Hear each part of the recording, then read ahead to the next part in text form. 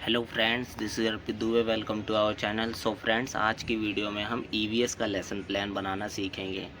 ये lesson plan हमारा number 7 है, ठीक है। और इससे पहले हमने 6 लेसन प्लान तैयार कर लिए हैं। तो सबसे पहले आप अपना नाम लिखेंगे और फिर उसके बाद आप लिखेंगे साइड में कि कौन सी क्लास के लिए आप लेसन प्लान तैयार कर रहे हैं। इसके बाद आप विषय लिखेंगे, फिर समय लिखेंगे और उसके बाद आप लिखेंगे टॉपिक कि कौन से टॉपिक के लिए आप जो है लेसन प्लान तैयार कर रहे हैं, और उसके बाद लिखेंगे दिनांक। तो आज का हमारा टॉपिक है संचार के साधन। संचार के साधन, ये जो टॉपिक है ये हमारी दिल्ली पाठ्य पुस्तक से ली गई है और हमारे जो जितने भी लेसन प्लान हैं सभी जो है एनसीईआरटी बेस हैं, ठीक है। तो इसके बाद जो है आप लिखेंगे नेक्स्ट हेडिंग, जिसमें लिखेंगे विशिष्ट उद्देश्य। इससे पहले कई जो लेसन प्लान होते हैं उसमें सामान्य उद्देश्य भी लिखवाए जाते हैं। जैसा कि मैंने पहले भी वीडियोस में बताया कि सामान्य उद्देश्य ईवीएस का सभी जगह पर सेम टू सेम होता है, ठीक है। तो इसीलिए हम सभी पेजेस पे जो है सामान्य उद्देश्य को नहीं लिखते।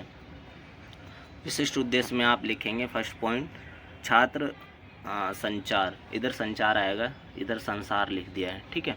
तो छात्र संचार के सभी साधनों के बारे में जान सकेंगे। इसके बाद सेकंड पॉइंट में आप लिखेंगे छात्र संचार के साधनों में अपनी राय दे सकेंगे कि संचार के कौन कौन से साधन होते हैं, कैसे बात होती है, ठीक है। इसके बाद थर्ड पॉइंट में आप लिखेंगे छात्र संचार के साधन के बारे में सभी को बता सकेंगी, मतलब दूसरे जो अपने घर में माता पिता हैं, भाई बहन हैं, उनको भी वो जाके बता सकेंगे इसके बारे में। इसके बाद चौथा उद्देश्य आप लिखेंगे छात्रों को संचार के रूपों के बारे में बताना, ठीक है, कि संचार के कौन कौन से रूप होते हैं। इसके बाद आप नेक्स्ट हेडिंग लिखेंगे सहायक सामग्री। सहायक सामग्री में लिखेंगे आप चौक, डस्टर, श्यामपट्ट, चित्र, मॉडल। इसके अलावा जो है संचार के साधन का जो चार्ट आता है उसको भी आप जो है लिखेंगे इसे। इसके बाद आप नेक्स्ट हेडिंग लिखेंगे शिक्षण विधि, जिसमें आगमन विधि, स्पष्टीकरण विधि और प्रश्नोत्तर विधि के साथ साथ व्याख्यान विधि जो है आप यूज़ करेंगे, ठीक है। इसको आप ठीक कर लीजिएगा, ये व्याख्यान विधि है। इसके बाद आप नेक्स्ट हेडिंग लिखेंगे पूर्व ज्ञान। पूर्व ज्ञान में आप लिखेंगे छात्रों को मोबाइल एवं उनके व्यवस्था के बारे में सामान्य जानकारी जो है वो रखते हैं।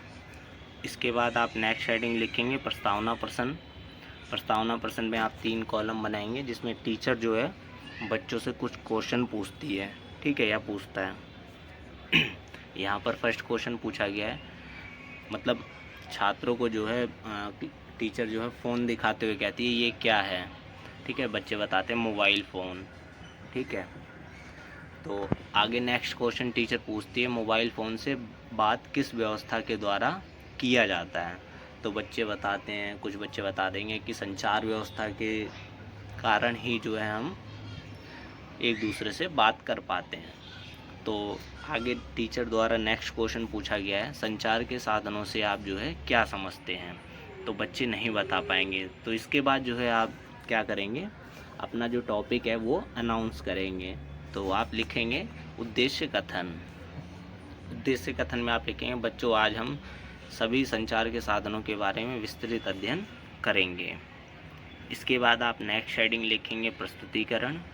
प्रस्तुतिकरण में जो है मैं आपको बता देना चाहता हूँ, ये बीएड वगैरह में अलग तरह से कॉलम बनते हैं, डीएलएड हो गया, इसके अलावा जेबीटी वगैरह जो भी हो गया, अलग अलग शिक्षण संस्थान में वो अलग तरह से जो है कॉलम बनवाते हैं।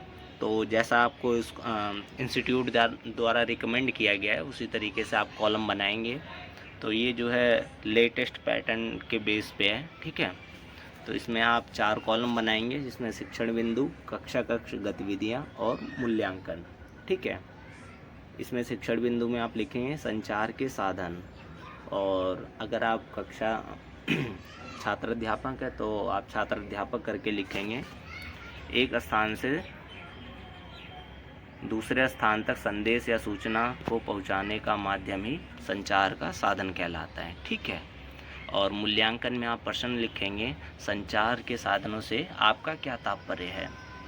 इसके बाद जो है शिक्षण बिंदु में लिखेंगे उदाहरण, जिसमें आप कक्षा गतिविधियों में लिखेंगे टेलीविज़न, रेडियो, समाचार पत्र, पत्रिकाएं, कंप्यूटर, मोबाइल फ़ोन इत्यादि। ये जो है संचार के क्या है, साधन के उदाहरण हैं। ठीक है।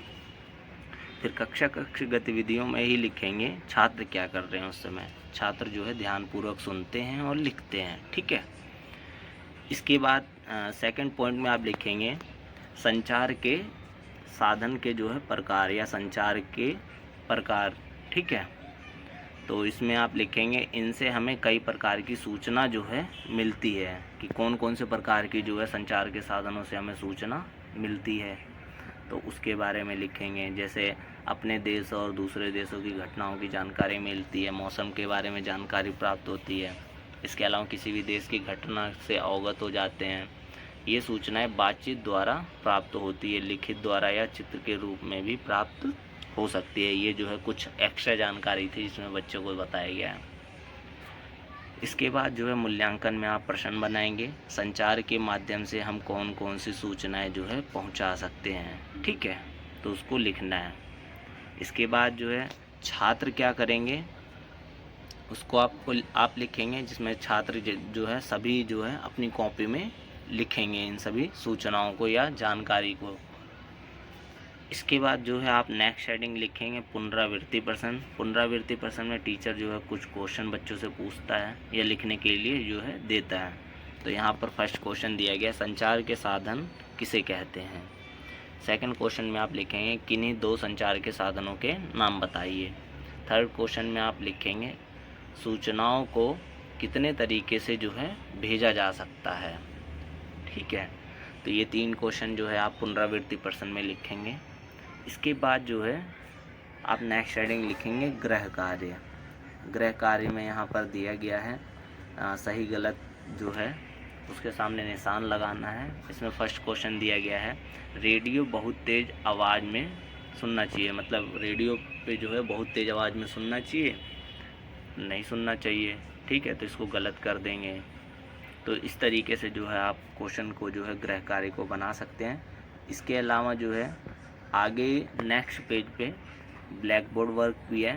ठीक है, ब्लैक बोर्ड में आपको जूम आउट करके दिखा देता हूँ। इस तरीके से जो है आप श्यामपट्ट कार्य को करेंगे और अपने जो है लेसन प्लान को पूरा कंप्लीट कर लेंगे। और कई जगह पर जो कॉलम बनवाए जाते हैं प्रस्तुतिकरण के, वो श्यामपट्ट कार्य भी उसी में इंक्लूड कर दिया जाता है, तो आप उस तरीके से भी बना सकते हैं। ठीक है, तो फ्रेंड्स इसी के साथ हमारी वीडियो ख़त्म होती हुई। अगर आपको ये वीडियो पसंद आई है तो लाइक करें, शेयर करें, चैनल को सब्सक्राइब करना बिल्कुल ना भूलें और बेल आइकन ज़रूर प्रेस करें ताकि आने वाली वीडियोस की नोटिफिकेशन आपको मिलती रहे। तो मिलते हैं अपनी next video. Thank you so much.